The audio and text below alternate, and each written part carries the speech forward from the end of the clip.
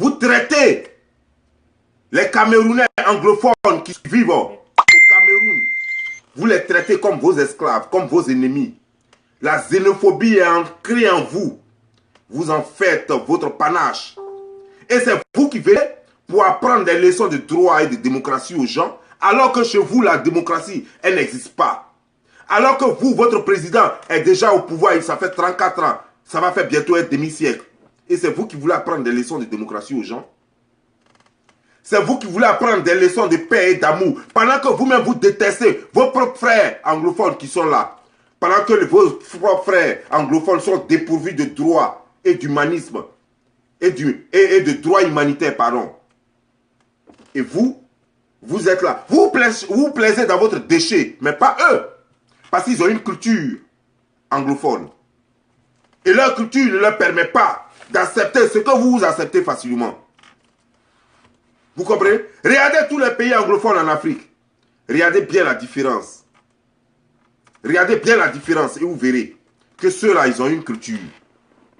Ils ont une culture. Mais vous êtes là, on vous appelle à la raison.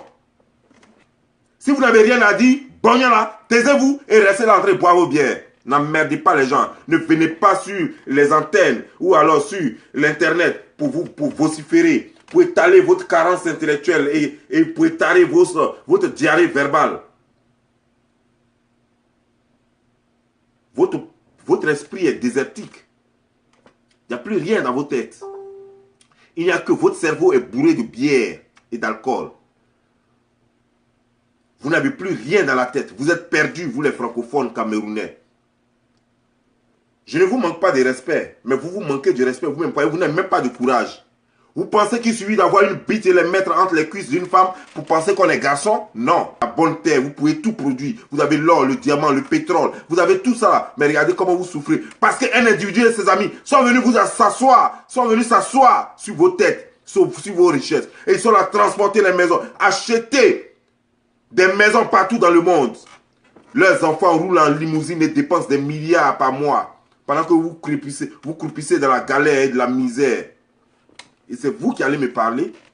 Vous me connaissez, vous connaissez mon pays, vous pouvez parler de mon pays, votre connerie. C'est quoi ça? Déjà même que je ne connais pas, il m'appelle maintenant. C'est quoi ça? Vous comprenez?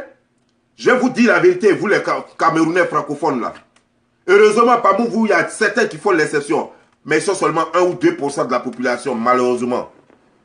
C'est toujours, on reçoit les ordres, on vous met sur le terrain. On arrive sur le terrain, sur le renseignement.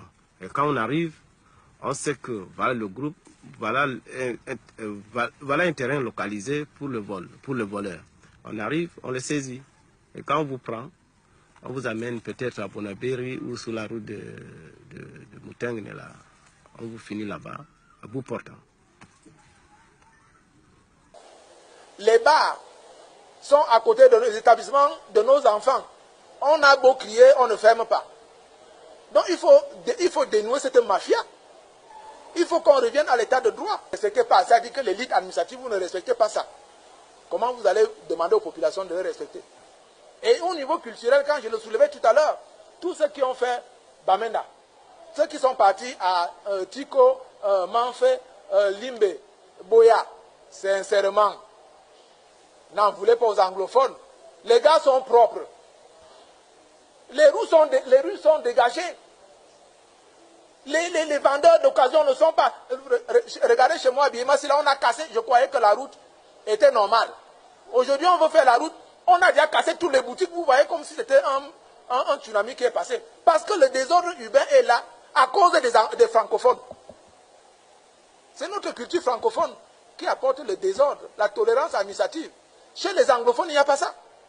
Donc, les anglophones veulent préserver leur culture. Nous sommes comme des virus à ce moment. Et ils ne veulent pas la contamination. C'est pour ça que je veux dire non. Parce que les gens s'asseyent dans les bureaux à Yaoundé ou à Douala. Ils ne vont même pas dans le pays pour voir comment les gens souffrent là-bas. Ils ne voient pas comment les gens vivent. Donc voilà la vraie question.